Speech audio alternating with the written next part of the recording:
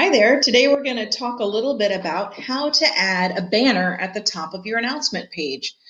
This is very helpful when you want to tell students about changes to your schedule, or if there's a closure, or if there's been some recent changes, something that's really going to catch their eye. I have a banner up there right now that says that, they've changed some of the wellness plans just recently, so it kind of lets students know what's going on with that.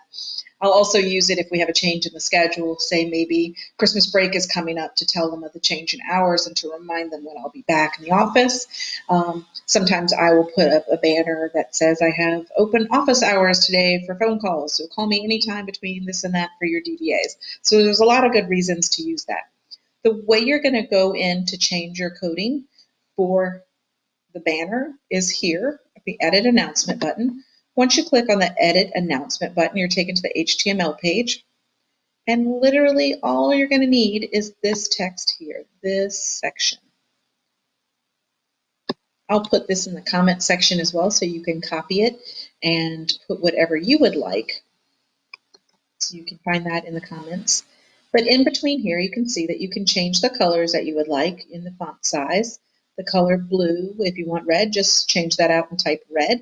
Or you can change it, let's change this up to green today.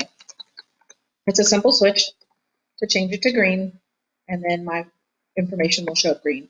I usually stick with red, blue, green, just something, and every time I change it, I'll change the color just so the students notice it's a little bit different as well. You can keep that right at the top, and it will be handy and easy to change. All you have to do is make sure that HTML is still there, and then you're going to hit Submit. And when you go back to the page, look, it's changed to green. Simple enough. Hopefully that's helpful for you.